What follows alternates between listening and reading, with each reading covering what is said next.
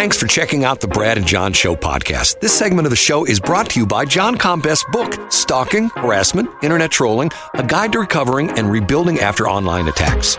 It's a great reference if you've ever been the unfortunate target of a social media attack. It's available on Amazon. Just search John Combest. That's C-O-M-B-E-S-T, John Combest, and the book will show up in your search results. Now it's time for another segment of the Brad and John Show. Can you handle it? Hi, it's me, Egbert, E-G-G-B-U-R-T, the owner of this radio station. I invite everyone to listen, no matter if you're young, old, black, white, Republican, Democrat, Libertarian, heck, I even want real estate agents listening to my station. Yes, even Rick and Tracy. You're all welcome. Now, it's back to my Goodwill ambassadors, Brad and John. Well, John's a Goodwill ambassador. I don't know about me sometimes. Sometimes I don't think I'm the best Goodwill ambassador. That's not true, Brad. That's not true, Brad. In fact, you have direct contact with a lot of people who have interactions with our show and have interactions with a small handful of people who have some sort of professional issue with you, Brad. Is that cryptic enough? Yes. Hey, and speaking of Goodwill, you mentioned Salvation Army the other day. You know where I got the recent – I just gave the answer away.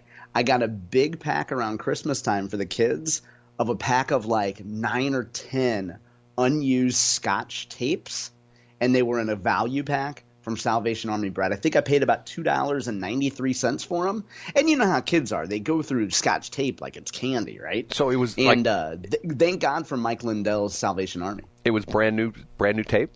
Yeah, brand new tape. And so what they'll do is they'll take a hodgepodge of stuff. This is what I like that Salvation Army does that Goodwill doesn't. They'll take a hodgepodge of stuff that's related instead of, selling one or putting a label on one or two things of Scotch tape. They'll grab any brand new ones they have. They'll throw them in a bag and they'll say, okay, here's a pack of 10 new Scotch tapes for $2.93. Like score, There are guys, and once again, I'm a nerd. I'm a YouTube nerd. There's these guys I follow and who do the thrift store deep dives. And the one guy buys shoes, and he's always talking about, and it's interesting. Now, once again, you got to really be a nerd for this kind of stuff. And you have to have the time to do it. Right, exactly. And a lot of people don't realize how time-consuming that is. But he talks about he goes to, I think with him it's Goodwill, and he buys shoes, but he knows the value of some of these shoes. And some of these shoes, I'm going like, I would never pay $250 for a used pair of sneakers, but yet he says that some of these are worth, are you into that kind of stuff? Are you wearing are you into high-end athletic shoes? Oh, absolutely not, Brad. Of course not, no. I've never been into high-end athletic shoes, but I was in the medium end for a while. I can't imagine going and buying a pair of athletic shoes that were not on clearance, Brad. Well, but some of these, he's selling them on eBay for hundreds of dollars, which was cheaper than what they were new. And you're going like, okay, now hold on a minute now. I think probably the most expensive footwear I've ever bought, I'm wearing right now.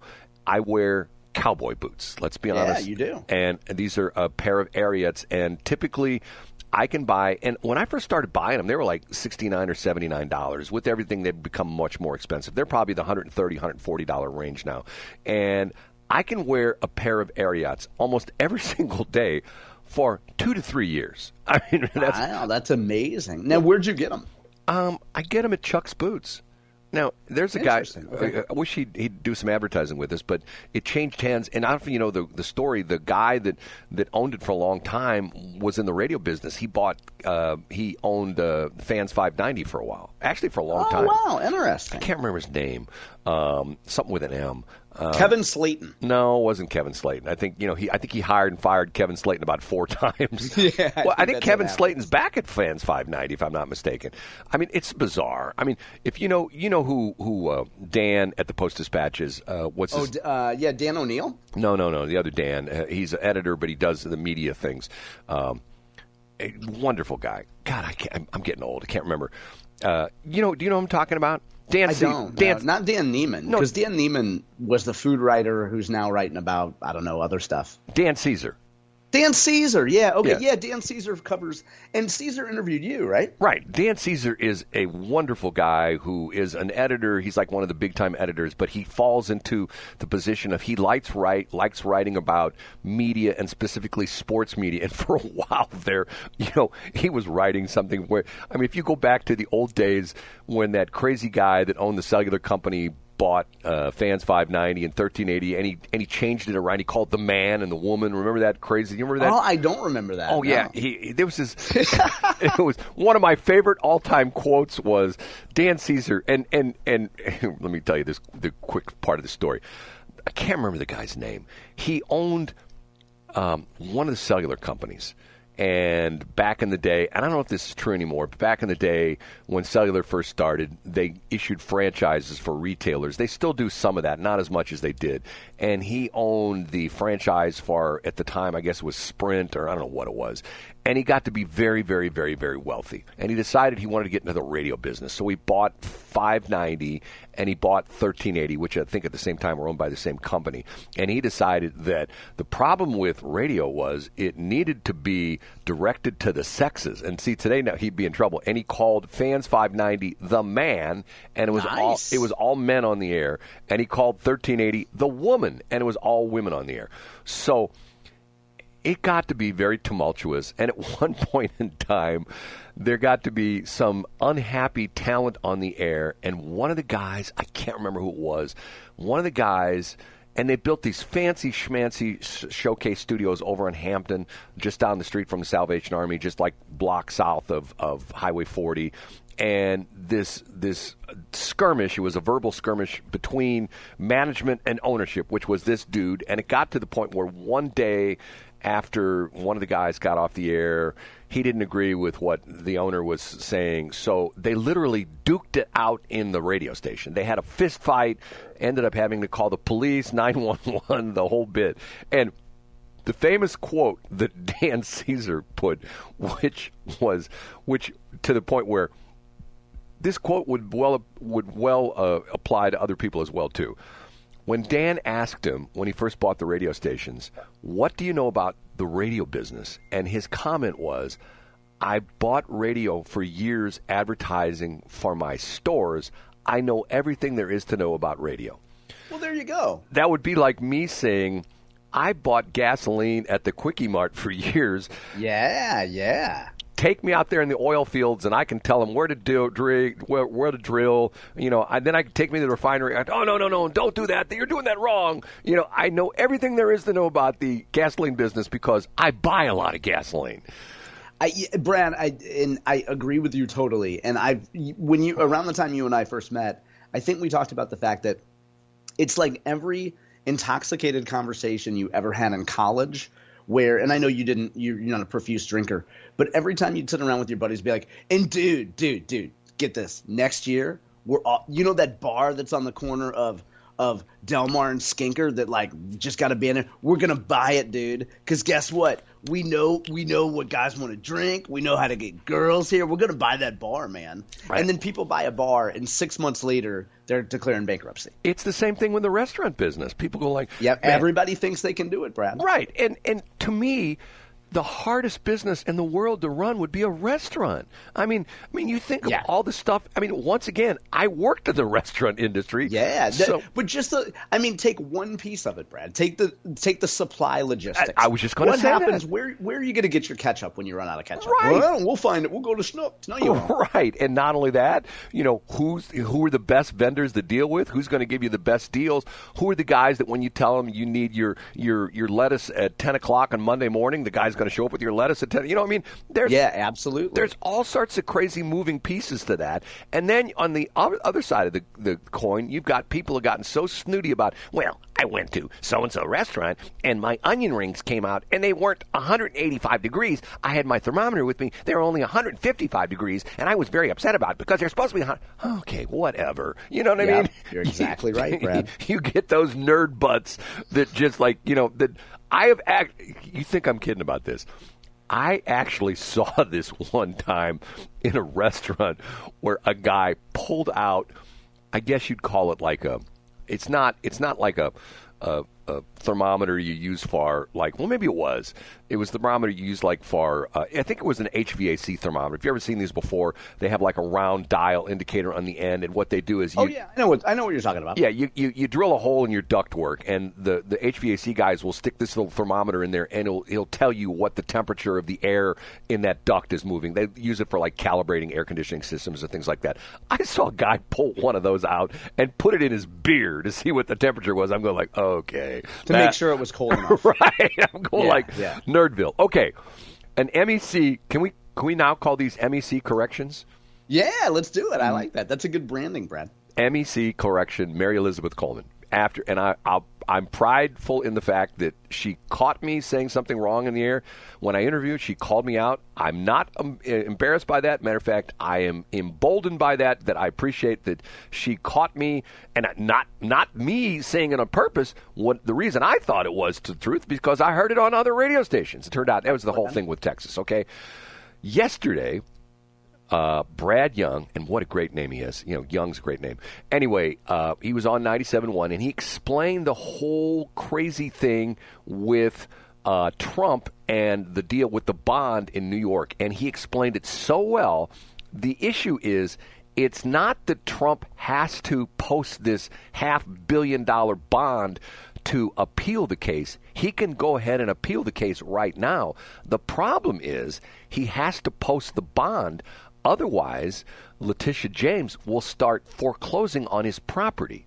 So in other words, even if Interesting. I didn't know that. Well, that's a good explanation. Right. Even if he does appeal the case, unless he posts the bond, immediately she can start saying, okay, we're taking Trump Plaza, we're taking Mar-a-Lago, and then what she can do is she can literally sell the property sort of on the courthouse steps. And the problem there is he has no recourse because, and once again, talking about the legal system being screwed up, once essentially it is sold, and let's say he goes and appeals and they reverse the case and the original case is declared null and void and he is in the right, he can't have his property back. It's gone. Because they've already sold it. I get what you're saying. So that's what his issue is in posting the bond, and I believe she has set the deadline of Monday, this coming Monday, and if he does not post the bond, she's going to start selling off his property. Now, once again, let's step back, and even you Democrats, if you were Democrats, hardcore demos, hardcore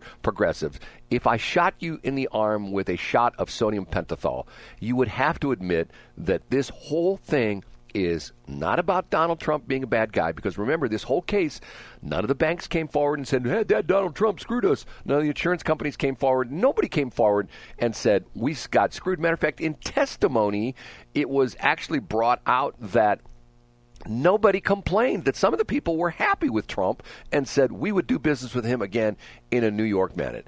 And to me, it's just so blatantly obvious. They're just trying to sabotage him.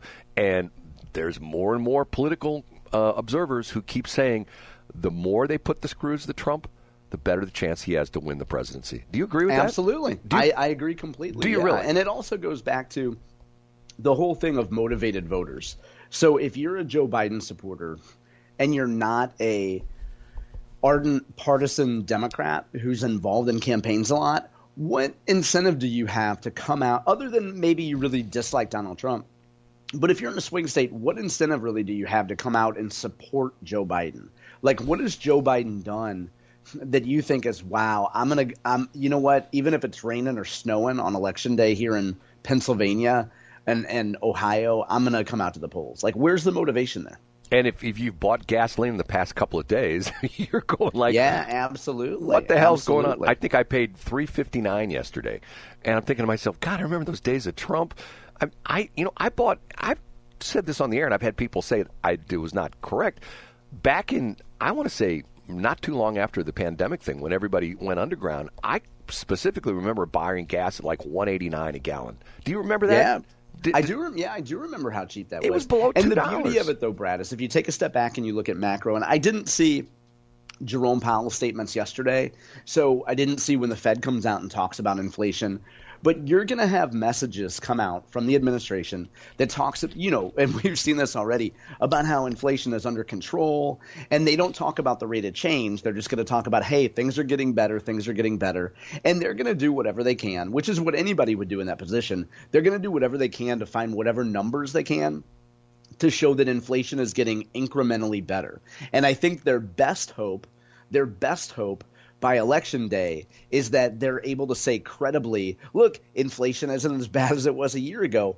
But what happens, Brad, when you print a ton of money and give everybody a ton of money? It takes a little bit of, and again, on the call that I listen to every day, one of the macroeconomists was talking about this, and an economist was writing about this 300 years ago, Brad, literally 300 years ago, back before there were equities, when people just had stuff and they were close to the king. The idea was if you print a bunch of money, it takes a little while, but eventually the cost of stuff goes up. And then the cost of labor, the cost that you're paying people to work, doesn't quite catch up to the cost of stuff that they have to pay for. You see? So that's what happens when you print a ton of money, Brad. Well, like nothing good for consumers. The same thing. We can talk about that in California. They have the new law where fast food workers have to be paid $20 an hour. And guess what? You go into a McDonald's in California, you're going to pay like $15 for like a number one or something like that. And it's insanity. And I saw a stat the other day, and I didn't fact check it because I just saw it on social media. And everything we see on social media is accurate. But it was something about it, and they showed the average Five Guys order. If you go in and you order 2 burgers with fries and drinks, and I want to say it was, I won't quote the number because I'll get it wrong, but just an astronomical amount of money to go in and buy a meal at a place today. Well, and see, the interesting thing for me is, and I'm not being anti-union when I say this, I understand that the union chiefs and with this guy that did with the UAW, his job is to get the union dudes as much as dudes and dudettes as much as possible, which is great for them. But the problem on that is when you go buy a new car, the increased labor costs are passed along to you, the consumer. So you're going like, no, hold on a minute now. Of course they are. And you know what, Brad, if you would start buying some of those Teslas that are just sitting on the Chesterfield mall lot, we wouldn't have this problem. Okay, one other thing before we break, interesting story, and I've got a really interesting story about something that's going on in Canada. We don't pay too much attention to Canada, but Canada's really had some bizarre things going on in Canada. Not Rudy Giuliani, he's the former. Mayor Adams of New York has essentially reached an agreement with one of the bus companies that they were using, busing the migrants from Texas into New York City. He's sued, I think, 18 bus companies, and one of the bus companies has essentially said, okay, fine, we agree to not bring any more migrants into New York City, so they're dropped out of the case.